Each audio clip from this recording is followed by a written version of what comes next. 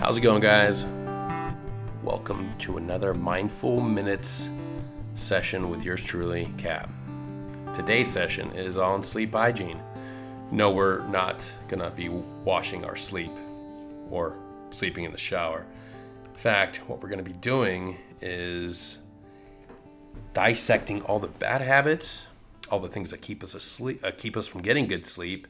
And then we're going to talk about the good habits, the things we can do to maximize our time in bed. That's exciting, right? Because I guarantee all of you listening right now have dealt with a lot of sleep issues. You're probably dealing with insomnia. I know that's something that I dealt with for a very long time. But before we get started talking on the good stuff, let's focus on all the bad stuff. Let's talk about all the things that we're doing that are hurting us when it comes to getting sleep.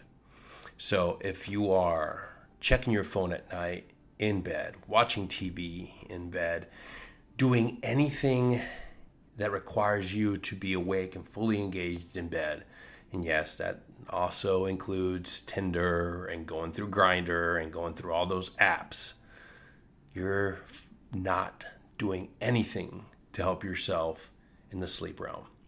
You're actually just creating a bad habit, because now every time you get in bed, your mind's telling you to stay active, stay activated, pull out your phone, watch TV, and that's not what we want to do. We want to train ourselves in our body to realize that once we get into bed, we're going to sleep.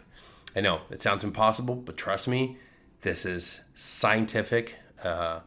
Dr. Kenneth Noisewater from the Swedish Institute of Sleep has come together with this list of good sleep hygiene habits. Actually, that's a complete lie. There's no Dr. Kenneth Noisewater or Institute of Swedish Sleep Habits.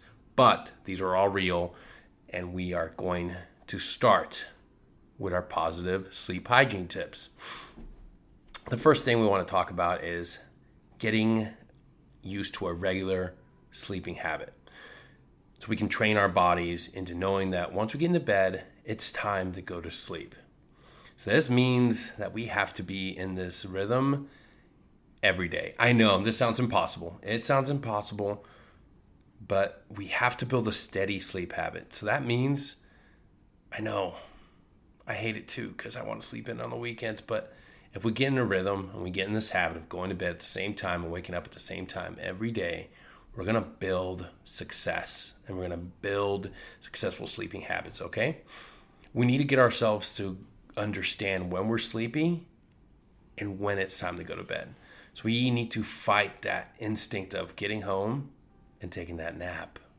We want to stay engaged, go throughout our day after work, get home, do all the things we got to do, work out, feed the dogs, do your homework, do your house chores, spend time with your loved ones, and then when you get ready for bed, you are going to be tired, and it's going to feel amazing. So remember, fight that instinct and get used to feeling sleepy when it's time to go to bed, not just when it's time to get home and crush an afternoon nap. So you're starting to get in your good habits. You're getting into bed, and you're like, Cab, nothing's happening. I can't sleep. Okay, cool. Fight the urge to grab your phone, to turn on the TV, give it 20 minutes.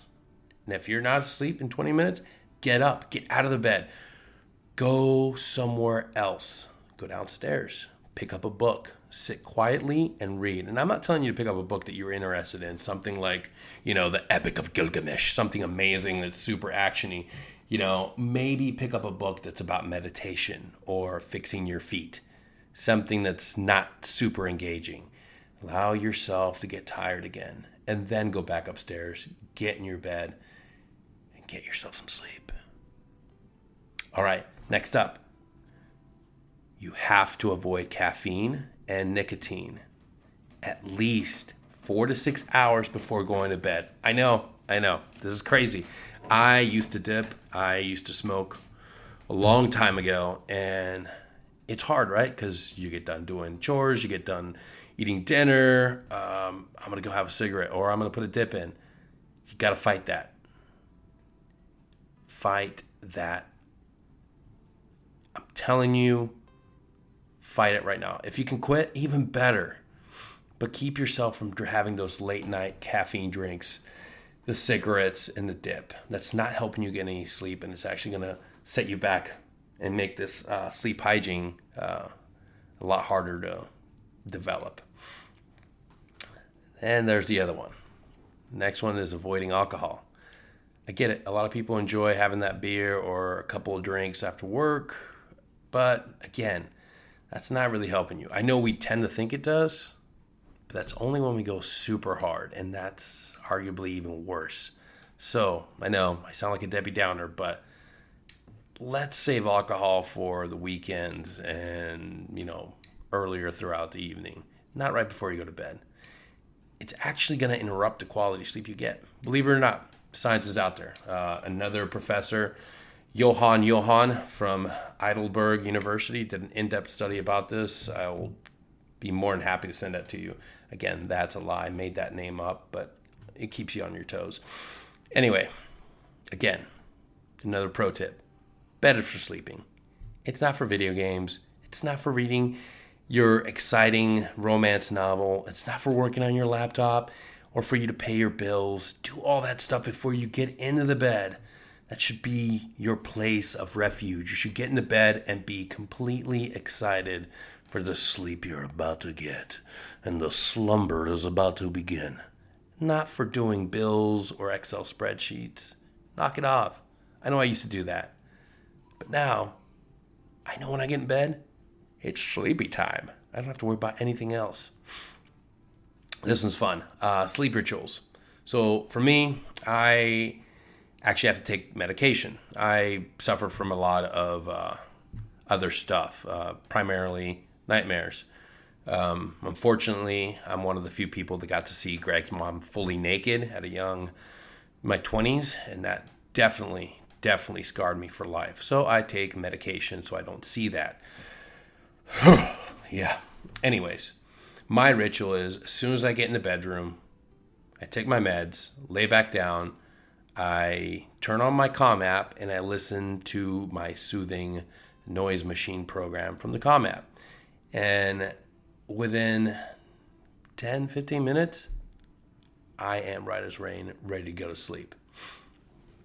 Another thing you can do, I'm not a big fan of it, but I know it works for some people, is doing a hot bath a couple hours before bedtime. That's had a lot of success with people I've talked to. It helps put you in a relaxing, soothing state of mind, and it really gets you ready for bed, according to some people. The other thing, if you have a giant Alexa smart home device that has the blaring digital clock, turn that away.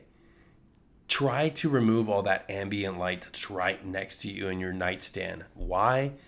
It's gonna keep you up. Think about it. Every time you kind of wake up a little bit and see that light telling you that it's 2:30, now 3:30, now 4:30. Oh shit, I gotta wake up at 5. Minimize the amount of stuff you have on your nightstand that's glowing in the middle of the night. Another pro tip is using a sleep diary. This works for a lot of people. My therapist had me use this for a while. It's just a worksheet you can find. It could be useful for you in a way that you can write the facts about your sleep. Rather than making assumptions, every time you wake up, you would write out, hey, I woke up and I stayed up, or I was able to go back to sleep. I was up for this amount of time. I had this nightmare. At the very least, it gives the professionals that you're seeing, or just for yourself, the actual factual knowledge of when you're waking up and for how long you're waking up. It seems counterintuitive, like, okay, I'm going to wake up and just start logging all this stuff. It's going to keep me up. Now, yes and no. I did it for a while, and it was actually helpful to see that I was having the same disturbances right about the same times at night, and come to find out it was just Greg crawling back to sleep in the bed.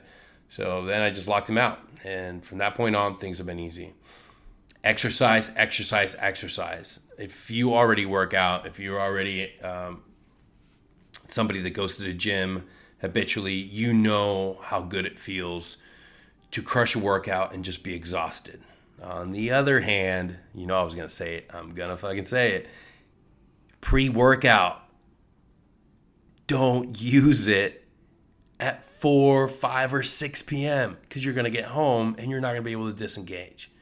Use your pre-workout earlier throughout the day so you have a chance to burn it out and you're not coming home still raging and still upregulated and you're not able to go to sleep. All right? So remember, just like caffeine or alcohol, you got to watch your pre-workout. All right. The next one, eating right. Come on. You're not going to go to bed if you just crushed a friggin' giant Jimmy John sub, a friggin' 42-ounce large big gulp Coke, and a pint of Ben & Jerry's. Not really good. Eat a light snack? It's all right. Time your meal so you're not going to bed eating this giant meal. Because believe it or not, it's not even good for you. All right, next one. Right space. Stop trying to go to sleep on your couch. Just stop it. Stop it, man. Get some help. Get your butt upstairs. Go to your bed. That's where you're sleeping. That's where you need to sleep. And finally, the hardest one is maintaining a routine throughout the day. It's harder on the weekends when we have our free time because nobody wants to sit there and have a boring life. But still, try to have the same schedule, especially for your physical fitness, especially for the constants in your life. And then, there's going to be those late nights with your friends. There's going to be those crazy times you go out to concerts and stuff. But the more you get yourself on a proper habit, the easier it is to build those good sleep hygiene techniques. And that's it. That's all there is to it.